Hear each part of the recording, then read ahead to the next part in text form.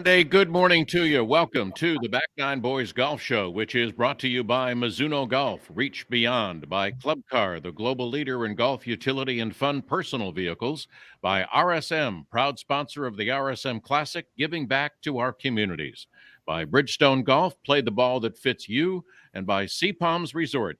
Join today and improve your short game at the Miracle Practice Facility. Today on the show, we're going to talk with Richard Adams, Director of Rules and Competition with the GSGA, about the recent amateur status changes that go into effect on January 1st. And then we're going to talk to him about an incident that happened to me yesterday, in his opinion. Then we'll talk with Cheyenne Overby, Tournament Director of the Corn Ferry Finals at the Landings Club, see what's going on there today and this weekend. And then finally, we'll talk with Nathan Weston, who measures PGA golf courses all over the United States. Those are the yardage books that the pros use. And we'll also talk about the new rules committee that has come out by Rory McIlroy, who is the chairman, to ban the green reading books beginning next year. Should be interesting. So let's start with Richard Adams, Director of Rules and Competition for the Georgia State Golf Association. Good morning, Richard. Welcome to the Back Nine Boys Golf Show. Good morning to you, Rich. Thanks for having me today. It is a pleasure. First, I want you to give us some background on the rules for the amateur status, if you don't mind. Sure. So a lot of golfers are probably familiar that in 2019, the rules of golf that we all play by underwent a pretty serious overhaul and a lot of big changes. And this change to the amateur status rules, which are also technically the rules of golf, but they're obviously a little bit different. Also underwent a big change that started in 2017, and it basically the big thing that you're either an amateur or professional, and these rules it's been a 4 or 5 year process that the USGA and the R&A are now decided that they're going to lift a lot of restrictions, make a few kind of significant changes, and what you said is that going to affect January 1st of 2022 of next year. Okay, well, somebody just texted in, Steve Z, and wanted to know, why is it so important to modernize this process now? Well, the biggest thing, what the USGA and the R&A decided is they really targeted the elite amateur game. Now, that's not to say that these rules don't also affect the everyday 15 to 20 handicapper, but players that either play collegiately or just amateurs that play on the high level elite amateur golf. The old rules that are going to leave us in 2 months didn't really reflect this new amateur game, and they weren't kind of up to date with the times of how expensive and time consuming it is to play and travel the way that all these elite amateur events are throughout the country and the world, really. All right, so how do golfers stay in the amateur status? I know it has to do with, certain tournaments and there's money involved, but there's some listeners like Tony who just wants to go up to the limit but not lose his amateur status. So what is that? Of course. So there are a few things that are fairly obvious. Pretty much all golfers are amateur golfers unless they are a golf professional employed by a club or a driving range. They get paid to give instruction or do things like that. Or if you play in any sort of competition, a lot of times the winner or the organizations will give out prizes. So Typically the prize limit until next January 1st was $750 of, generally it's pro shop credit or maybe a gift card. They couldn't give cash. Now, if you're playing in a scratch or a gross competition, that limit is going to go up to $1,000, and those scratch competitions are now able to give out cash prizes, which that's a big change, basically to help alleviate travel expenses and things like that. Now, handicap competitions, member guests, things like that, the limit is now going to be $1,000 starting January 1st, but it's still going to be, you can't give out cash prizes. They have to be still valued at $1,000. If you give away a driver or you give away something like that, it can't be over $1,000 in value. Okay, but now amateurs, based on some new rules that have come out, they can now benefit from their name, their image, or likeness in order to help them with some entry fees to get into some of the amateur events.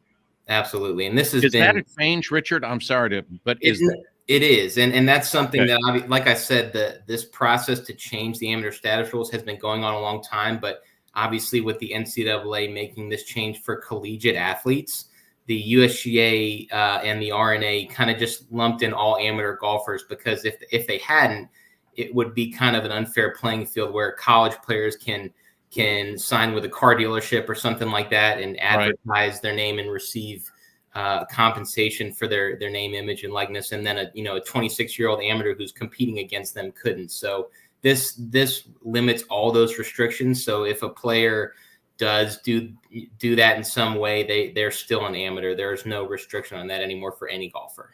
Okay, so why did that change? Because before you weren't able to do that. Is it trying to help these amateurs get into more tournaments? It's really it's partly just to stay in step with the changing times, but also, like I said, they recognize that you're not just playing on the local level anymore. If you're trying to make the Walker Cup team, or it started with the college players, it's just that you're not playing as much locally. You're playing, you're going to play the U.S. Amateur. You're going to play all these national and international competitions.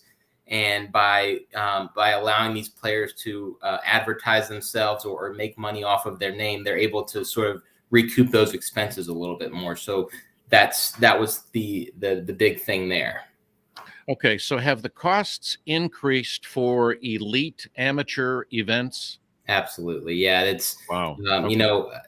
15, 20, and it's not just entry fees. It's getting to those tournaments and lodging. And then if you have a caddy, bringing them out there, and just the expenses overall, when you're playing past kind of the local level or your state level, or just not only are there it's more travel, but there are just more tournaments than there ever were before. So, and two, a lot of amateurs are now getting invited to play in professional events, even as amateurs. So pros deal with that every day. Amateurs hadn't always been dealing with that.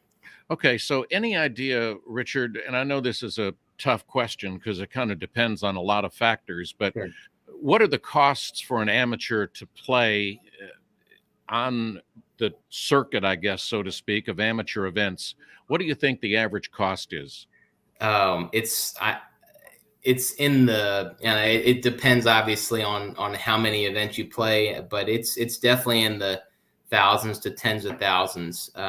It's mainly just travel, because let's say the U.S. Amateur is in California that year, and you live in Savannah. That's going to be a significant expense. Right, and then you want to come back and you want to play something in a big amateur event in the New England area. There's another big flight. So it kind of just depends on how many events you want to plan. But what another goal of this is to kind of lift the barrier, so that it's not just people that can afford to play in this. They want the best players to be playing in these events, and to eventually succeed on the amateur level, so they know if they can go professional or not. So it's really just kind of levels the playing field a little bit, and allowing players to try to recoup these expenses in any way that they can.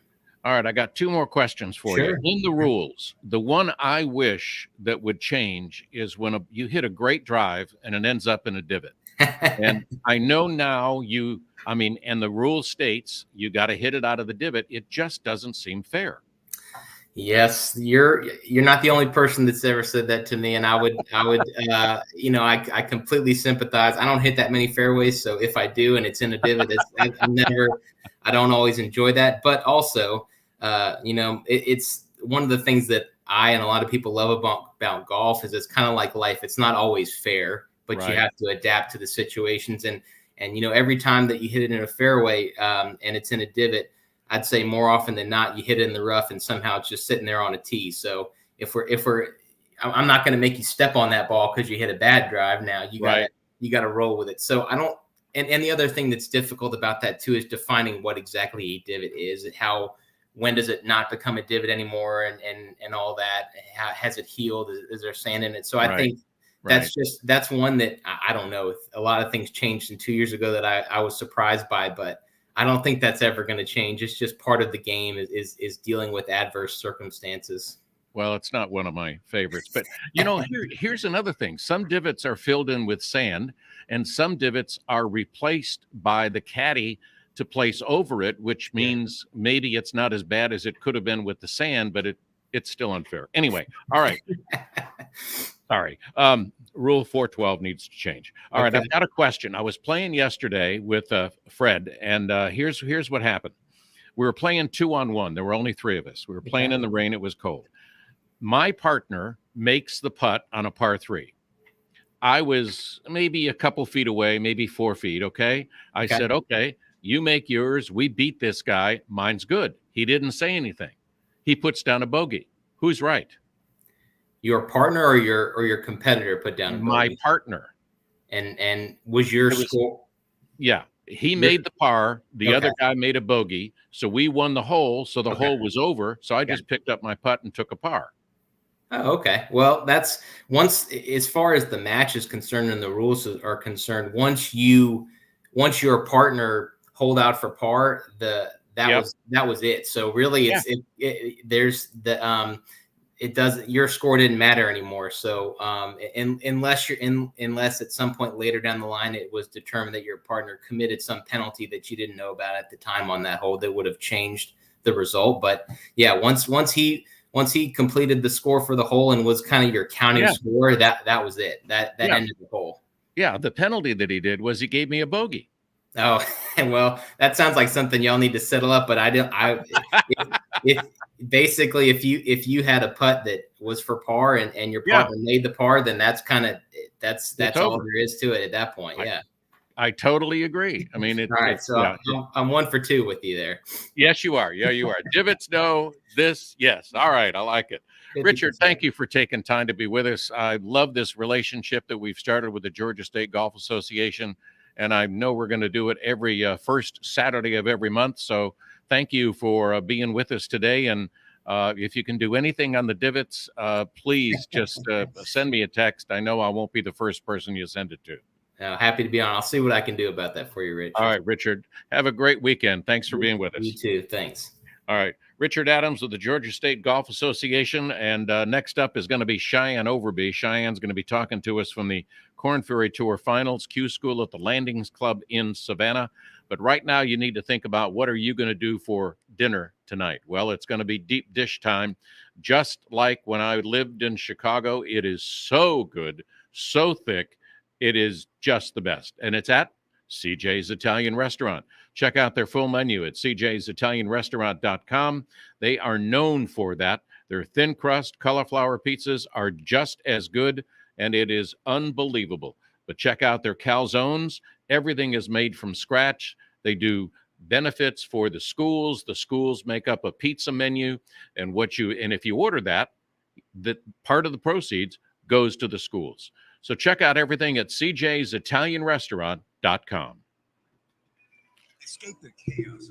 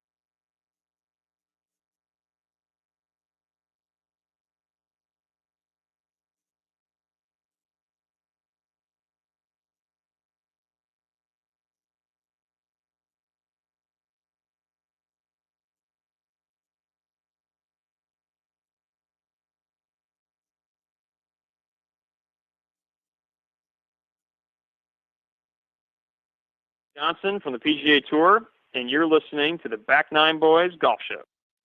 And welcome back. I'm Rich Stiles. Glad you're with us this morning.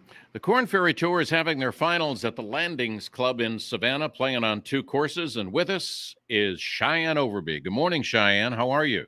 Good morning, Rich. I'm well. How are you? I am well, just trying to stay warm and dry. We are trying to do the same up here. A lot of layers. Yeah. All right. Tell me what's going on. I mean, a lot of our fans I know and listeners and people up in Savannah are, kind of watching out what's going on in the Korn Ferry finals up there at the Landings, playing at 2 courses.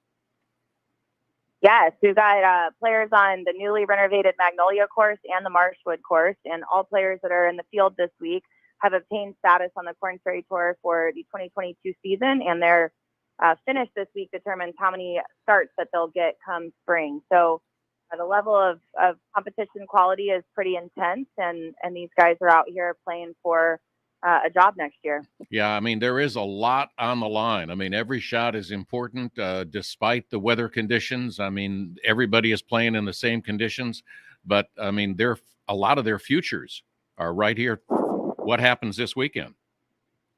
They are. The player that finishes as the medalist will receive fully exempt status next year on the Korn Ferry Tour and have starts all throughout the season. And a player that finishes outside the top 40 could have status that equates to being able to play in Monday qualifiers. So there is a significant difference from where they finish at the end of the week.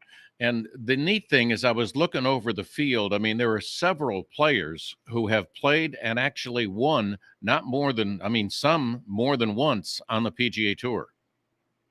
There are. It ranges all the way from the inaugural class of PGA Tour University and collegiate athletes who are in final stage for the first time, all the way up to Jonathan Bird, who's a 5-time PGA Tour winner.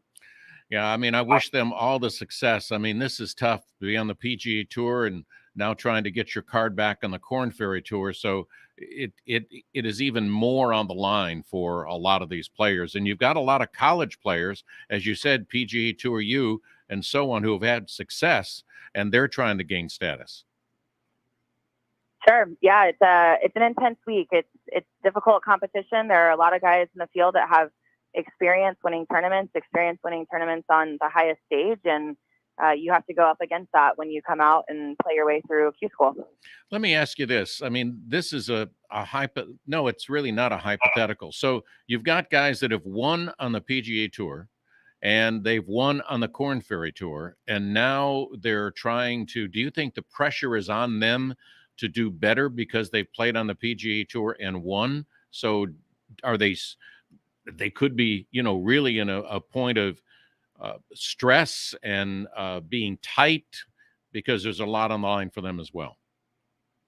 I think the pressure is probably the same for everyone out here. If you are out here, that means that you have some type of status. You don't know what that is, but whether you have won 5 times or whether you're here for the first time out of college, the pressure is fighting for your job next year. So I'm not sure that it matters. I think what benefits the guys who have won is that they've been in contention before and they know how to handle that stress in addition to the stress of fighting for your job. But I think no matter what, Q School is a pretty challenging field to be in. It's a pretty challenging process to go through. And, I think final stage is sort of the peak of that.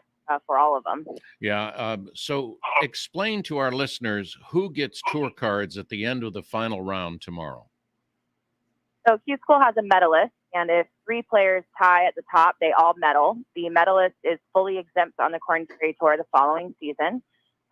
Finishers 2 through 11 receive guaranteed starts through the first 8 events of the season. The first 12 events of the season, and then finishers 12 through 40 receive 8 starts through the beginning of next season. So top 40 and ties is a really crucial place to finish so that they can get out there early season, hopefully play well and continue to raise their status before the first 8 or 12 events are up. And outside of that, status changes. And like I said, it can be anything from the ability to just play in a Monday qualifier. So there's a wide range of conditional status that comes in outside top 40 and ties. And there's a pretty good entry fee to get into this final stage, a few $1,000s, but there's also a $50,000 first place prize for the medalist. Yeah, so the entry fee is actually for Q School across all stages. So there's pre-Q, first stage, second stage, and final stage. The entry fee is it's I don't know what the word is I'm looking for, but it goes up as you as you get through additional stages. So Okay. there's a set fee to enter Q School. That entry fee is really solely to pay for the operational expense of Q School. First stage and second stage operates across multiple cities. There's multiple second and third stage sites. So yes, there is a purse, which is nice. So the guys that are playing this week are at least playing for a little bit of money. And what have you seen weather-wise for the rounds today and tomorrow for the finals? Beautiful outdoor sport we have here. It is wet and rainy for sure today, and looks Yeah. beautiful tomorrow. So people should just bundle up and come prepared and get to enjoy golf still. Well, Cheyenne, let's talk about another thing that's coming up first part of next year, the Club Car Championship at the Landings Club. Give us the dates of that. We are March 28th through April 3rd next year, and really, really excited. It's year 5 for us, and we're looking forward to it. And how great was it for you guys to get Club Car as your major sponsor? I mean, it's crucial, right, for the tournament's long-term success and to just elevate the event to where it needs to be, and our ability to continue to grow the event and provide better fan experiences and better opportunities for the people we have on site. You just cannot do that without a title sponsor, and we're very lucky to work with Club Car. They want this tournament to be as successful as we do, and are very engaged in what we do every day. And the Landings has been a great partner for you for the entire time that you've had the tournament up there. The club's incredible. I don't think I could ever overstate that enough. They have been amazing to us from the outset. They came on as our presenting sponsor. They were excited and encouraged to host the final stage Q School and just continue to be our very important partners for us and supporters of our business and professional golf in the market overall. Can you give us the website, and when will tickets be available for the Club Car Championship next March? The website's Club Car Championship, AT as in at, TLC as in the Landings Club.com, and tickets go on sale January 18th. Could be a great event. It will be a great event. I mean, I've always enjoyed coming up, and it's played on the Deer Creek course, which is a Tom Fazio design of one of the 6 courses there at the Landings. It will be, yes. We love our course. I'm probably a bit biased, but yeah, it's been fun to be over here for Q School and a couple other courses designed by Arnold Palmer, but ours is Fazio, and I think she's in the best shape she's ever been in. All right, one last question. Are you amazed at the talent that these kids are coming into a Q School opportunity, the talent that they have over the years that you've been with the PGA Tour?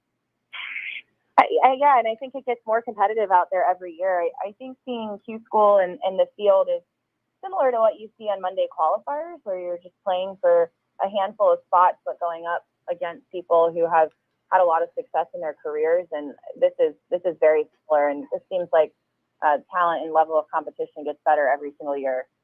Well, Cheyenne, stay dry, stay warm, and thanks for being with us. It's always a pleasure to have you on our show. Thanks, Rich. Appreciate you having me. All right, we'll talk later. All right. Coming up next is Nathan Weston. He measures the PGA courses that the pros and the caddies use, the books that you see every year, and there's some changes that are coming up, and we'll talk to him about that. But first, Mizuno Golf has always had the best irons in the game. The JPX 921 series offers feel and performance to suit players of all skill levels, rain or shine. The new STG 220 driver offers maximum adjustability with the combination of 3 tracks and 2 movable weights. Complete your bag with our brand new T22 wedges featuring 3 finishes and 4 unique sole grinds to improve your short game. And check out what's new, all that's new, with Mizuno at MizunoGolf.com. Nothing feels like Mizuno. Reach beyond.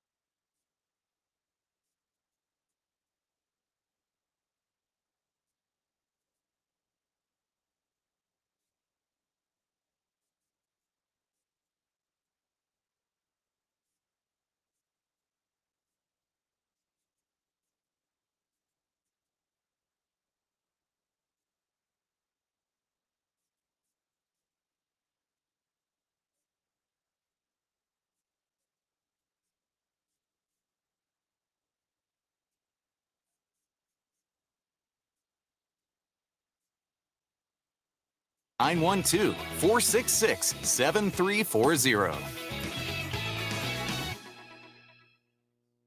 Belks, Journeys, Hibbett Sports, The Shoe Department, Reed's Jewelers, Bath & Body Works, ESPN Radio, and more. Join us at the Glen Place Mall as life starts to return to normal from COVID. With more on the way, the Glen Place Mall is still a community hub for events and happenings in the Golden Isles. Come grow back better with us. Check out the Glen Place Mall online at glenplace.com or stop by at 219 Mall Boulevard just off Spur 25, exit 38 in Brunswick. Hello, this is Will Carter from Sea Palms.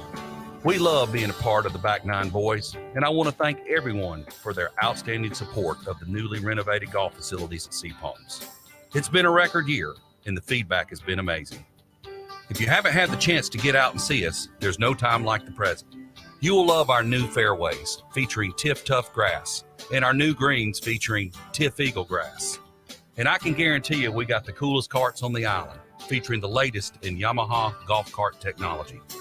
Our friendly staff is standing by to begin your golfing experience.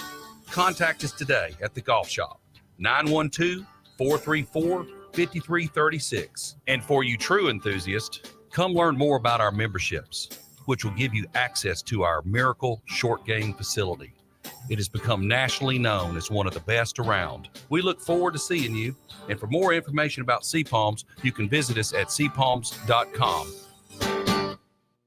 Coastal flood warning remains in effect along the southern coast. Everybody's got periods of heavy rain overnight. Tomorrow for Saturday, cloudy, windy, very cool and wet. Highs will be in the mid to upper 50s. More of that heavy rain to the afternoon. Showers taper off south to north on Saturday night. By Sunday afternoon, sunshine returns with a little bit of a warm up for everyone. I'm Georgia meteorologist Laura Huckabee in the Georgia 811 Weather Center. Contact 811 before you dig. This summer, the Georgia coast is calling you to the Westin Jekyll Island. Vacation or staycation, the weather is unmatched, and Westin's prime Atlantic oceanfront location provides comfortable and luxurious amenities that renew and replenish the spirit. The Westin Jekyll Island offers miles of pristine beaches, pools, incredible dining, and premium amenities. It's new, it's spacious, and there's no finer choice of accommodations anywhere in the Golden Isles. For information and reservations, call 912-635-4545. That's 912-635-4545. The Westin Jekyll Island. Good morning, I'm Wayne Player. I've been a professional golfer for 35 years. You're listening to the Back Nine Boys. And welcome back. I'm Rich Stiles. Glad you're with us. Our next guest is Nathan Weston. Nathan spends a lot of time on the golf courses, much more than you and I. Good morning, Nathan, and welcome to the Back Nine Boys Golf Show.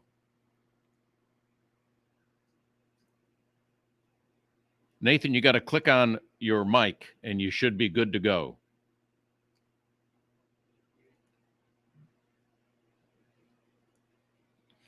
All right, we're going to talk to Nathan in just a minute. What Nathan does is, and we're going to ask him to give us the official request of what he does, but we're going to give him a call. Something technical happens, and Nathan goes out to golf courses, and with his equipment, he measures everything that is happening from this point to this point, from any angle, from many different angles on the golf course.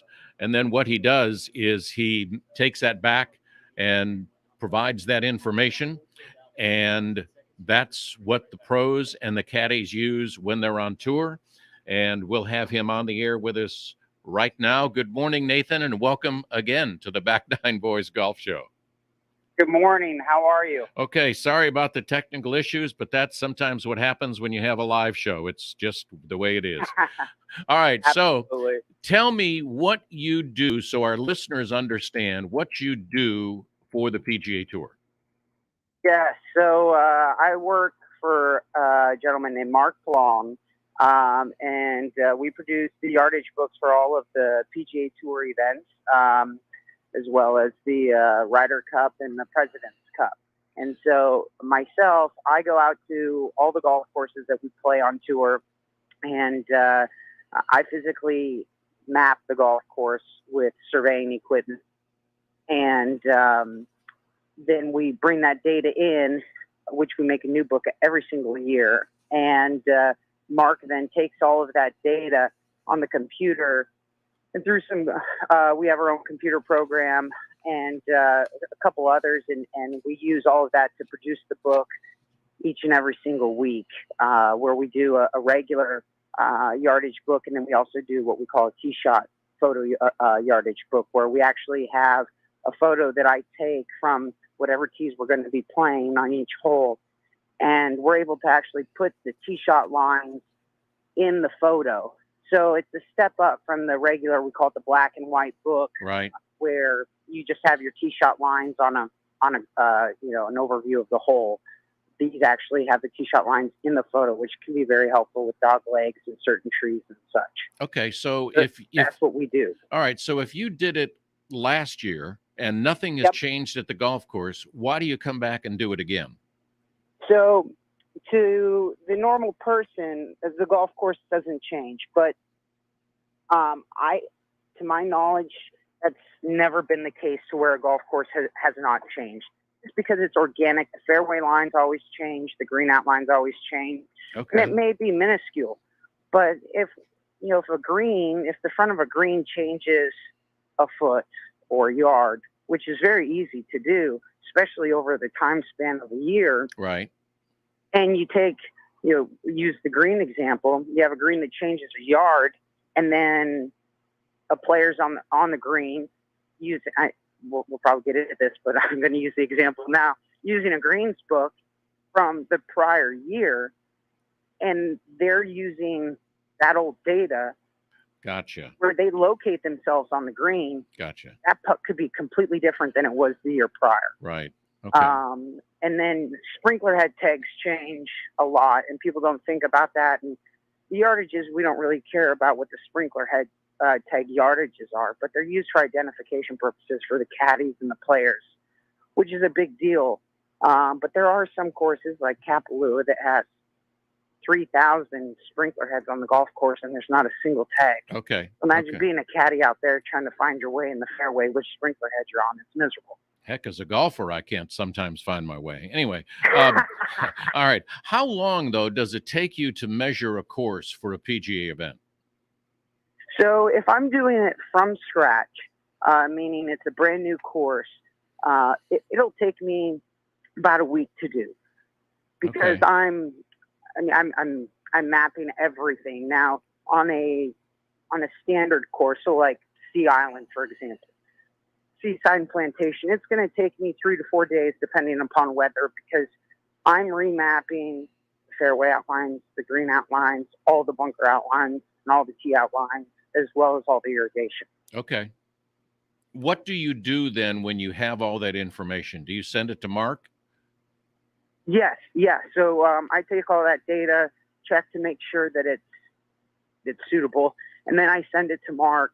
Mark then works it through a couple programs on the computer to where he can put it out into a PDF, into a book form, send it to the printer, and that's it. It's become really quite streamlined from 5-6 years ago when we were using 4 or 5 different computer programs. Right. Book. Now it's just a couple. All right. And how Really do nice. how do the pros get the books? Do they buy them from Mark? Well, so it depends. Each tournament's a little different. Sometimes the tournaments will buy the books for the players, the Okay. standard black and white book. So players and caddies will get those for free at some tournaments. And then the tee shot photo books and the greens books, the players always have to buy every single week. And there's a caddy out there. His name's Steve Holka. Been out there forever. Just a legend. He has a luggage business where he takes players' luggage. I mean, this is genius. He takes it from tournament to tournament, and his son does a lot of it now because he keeps threatening to retire. But they have a big trailer, and the theory is that players can just give them all of their luggage and take a carry-on and get on the plane.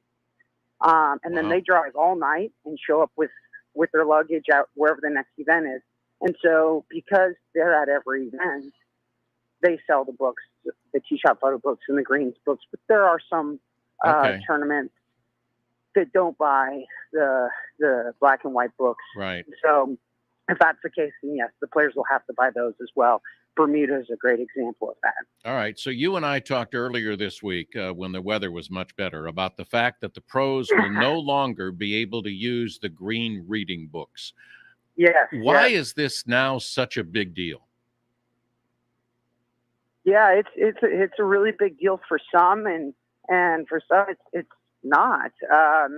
Guys like Bryson, it's a big deal. I was talking with Bryson about it, and he's leave this to Bryson. He said, I've been mapping green since I was 15 years old. Yeah. So before he was ever on the PGA Tour. Yep. I mean, even in college, he was doing it himself, and so it's just something he's always had, and I think something that's really overlooked with the greens books is you have a greens book and you automatically think that, okay, well, it's, use it for putting, which is absolutely the case. However,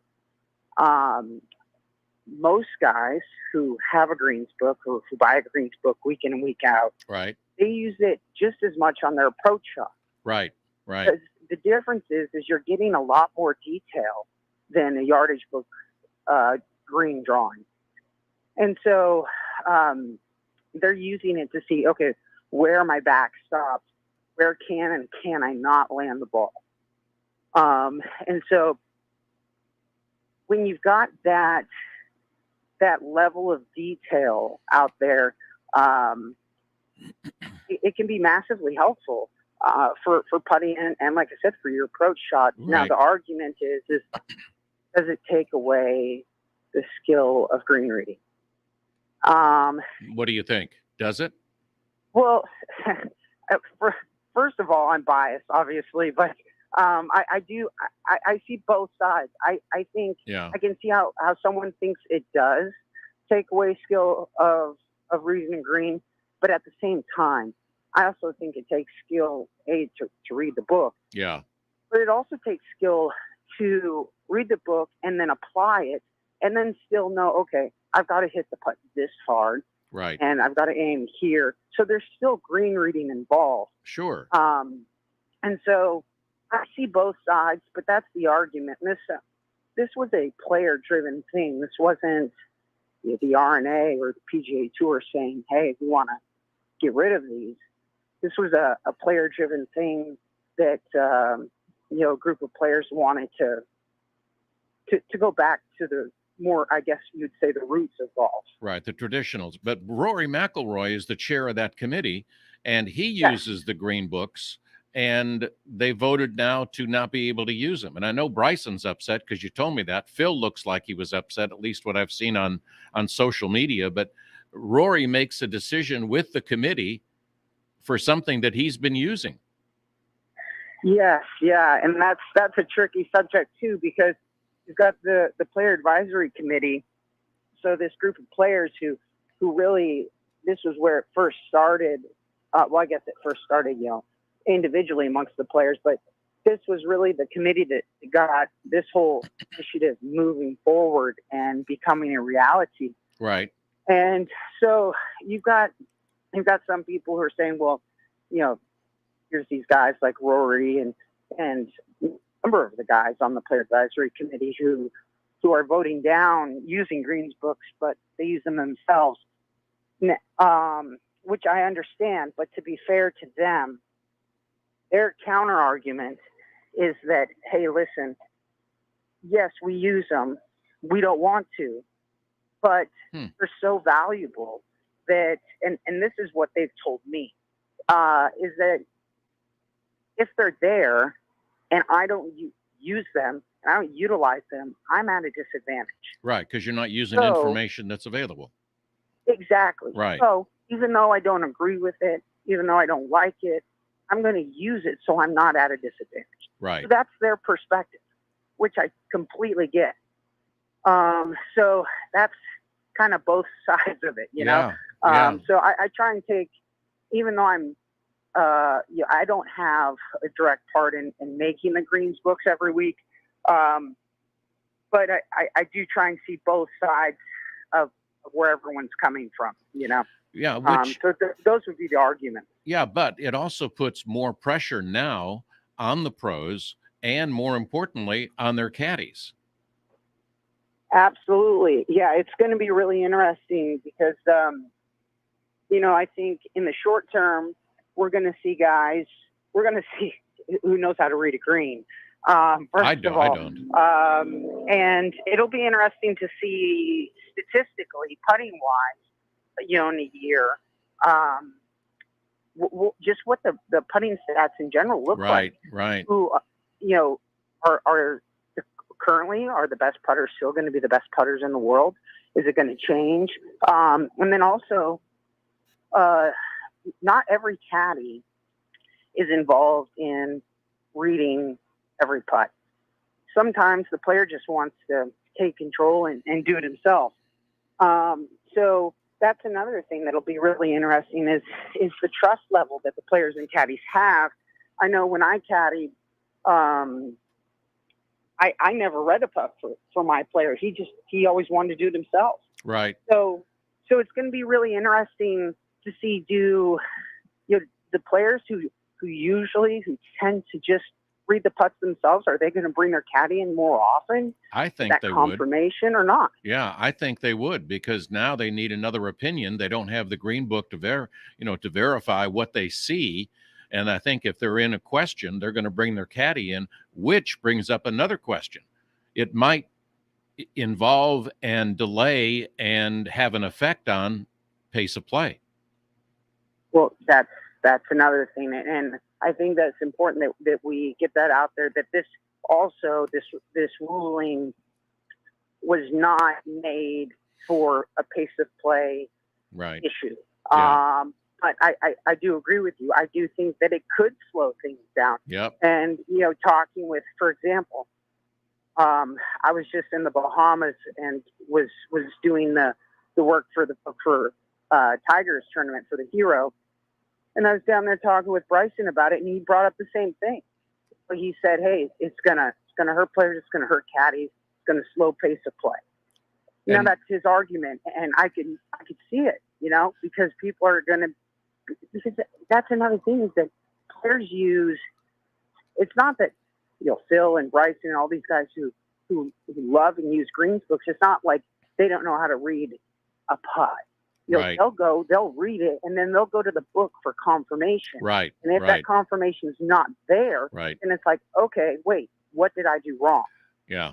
I think it's interesting that Bryson's the one that said it's going to affect pace of play, because he's the one that I think is people are looking at as pace of play. But Nathan, we're going to hold on that, get back to that. We got to take a quick break. We'll be back with Nathan Weston right after this on the Back Nine Boys Golf Show. Thanks for being with us. Hello, this is Will Carter from Sea Palms. We love being a part of the Back Nine Boys, and I want to thank everyone for their outstanding support of the newly renovated golf facilities at Sea Palms. It's been a record year, and the feedback has been amazing. If you haven't had the chance to get out and see us, there's no time like the present. You will love our new fairways featuring Tiff Tough grass and our new greens featuring Tiff Eagle grass. And I can guarantee you we got the coolest carts on the island, featuring the latest in Yamaha golf cart technology. Our friendly staff is standing by to begin your golfing experience. Contact us today at the golf shop, 912-434-5336. And for you true enthusiasts, come learn more about our memberships, which will give you access to our Miracle Short Game facility. It has become nationally known as one of the best around. We look forward to seeing you. And for more information about Sea Palms, you can visit us at seapalms.com. Dollar General is a proud sponsor of the 2021 ESPN Events College Football Tailgate Tour. Looking for really low prices on the items you use most? Then stop in at your nearby Dollar General, where you can get in, get out, and get on your way. Dollar General is your official retailer for tailgating and home gating, whether you're on your way to the stadium or watching from home, with brands you know and love, like Cheez-Its, Reese's Pieces, Kingsford Charcoal, Clorox Wipes, and more. Dollar General saves you time and money every day. Imagine a golf ball with the grip of a tire. Well, that's what you get with Bridgestone's new E12 Contact, because the new Contact Force dimple uses contact science technology similar to Bridgestone's high-performance tires, engineered to create 38% more contact at impact. For more distance and control, try Bridgestone's new E12 Contact. Straight distance driven by science. This is PGA professional Steve Scott, and you're listening to the Back Nine Boys Golf Show. And welcome back. I'm Rich Stiles. We're with Nathan Weston, who goes around and just measures all kinds of golf courses. All right, Nathan, I got a question. We talked about pace of play. Bryson should not be the one that is talking about pace of play, because I remember when he played with Harris English, probably the first time ever Harris English in a PGA Tour event was put on a clock, but he was playing with Bryson. Yeah, it's interesting. It's interesting, and yep, it'll be interesting to see what happens with that. Like I said, as far as, is it going to be more players that take longer to read these putts and get confirmation or not? Yep. But I think Bryson's doing a lot to improve that. But I don't know how that's going to change going forward. He'll find something else in the rules to stretch the rules to his advantage. He'll figure out something. All right, I got to ask you this. How many PGA Tour events and courses do you measure each year? Oh, my goodness, every single one. So I haven't been home in over 2 years at this point. What? Been on the road straight, yes. Yeah. How do you not go home? I mean, how do you not? I mean, so you live out of a suitcase? Yeah, pretty much. Exactly. Yes. And I prefer to drive, as weird as it sounds, but, sometimes we got to get from place to like coast to coast so fast. I've got to fly. But I do prefer to drive. I get to see a lot of the country, which is nice. But yeah, I left Boone, North Carolina in 2018 and haven't been back since. Well, it might have changed a little bit since you left. Yes, yeah, I think that's what I'm told anyway. I can't confirm this, but that's what I'm told. Yeah. All right. How did you get into this business? I mean, you're in Boone, North Carolina. Great place, great golf courses, and amazing. Just a great place to be. But how did you get into this about measuring golf courses? And then did you realize you weren't going to be home for 2 years? Yeah. Well, I didn't realize that. That's for sure. I started doing this really for the first time at the end of 2016, beginning of 2017. And I wish I could give you this great story about how I had this goal and worked towards it and achieved it. But it was because of Fred Funk, really. So Mark Long caddied for Fred for the bulk of his career and through the prime of his career when he won the Players, was on the Ryder Cup, a couple President's Cups. Fred won 16 times, 8 on the PGA Tour and 8 on the Champions Tour. And I was living with Fred. And I was just making my own yardage books because I'd become a club pro. And I thought it was pretty cool. I was using Google Earth, hand-drawn the stuff, and went up to Fred one day. I was like, hey, look at this, And he's like, that's great, mate, but let me introduce you to somebody who actually makes this. Yeah. For real. Right. And it was Mark. And so through Fred, I got the opportunity to do a test run, so to speak. And at the end of 2016, beginning of 2017, and Mark took me under his wing and started teaching me. And so that's how I got into it. And then it's just evolved since then. And I've done a number of things on top of that. I mentioned Steve Holcomb, the luggage business. I started that on what was then the web.com tour as well at the same time. And caddied as well. Did laundry for players, washed the caddy bib. Oh my gosh. Yes. So it was, so I did a lot of things on top of the yardage books as well. But then the yardage books, it got to a point where it's so busy, and that was really what I wanted to do. And then it just, even with COVID, it just worked out. It's never been where I've gone for 2 years. But it just worked out that, we had a month and a half break, right? Last March. And I remember I was at Austin Country Club, and they had literally just finished putting up all the grandstands. Oh, and, it was, I'm on the golf course, And there's Lance Armstrong and a former Cincinnati Reds player, played for Texas, the Longhorns, Drew Stubbs. All right, we've got about 15 seconds, Nathan. Okay, yeah. And they're like, we're going to play? I was like, oh, yeah, we'll play. 15 minutes later, tour calls, and yeah, we're canceled. It's all over. All right, one last question. Do you measure Augusta National? I do not. Okay, darn. Okay. Nathan, thank you for being with us. We appreciate it. You and I will talk probably next week. I'll see you there. But thank you for being with us on the show. Absolutely. Thank you for having me. Have a great day. All right, you too. Nathan, thank you. Want to thank Tony, Steve Z, Patrick, Fred, and Gabe for being with us, and also PJ. With Rich Stiles. Go to back9boys.com for all things golf whenever you want it. We'll be back next week with an all-new Back Nine Boys at back9boys.com. Hello, this is Will Carter from Sea Palms. We love being a part of the Back Nine Boys, and I want to thank everyone for their outstanding support of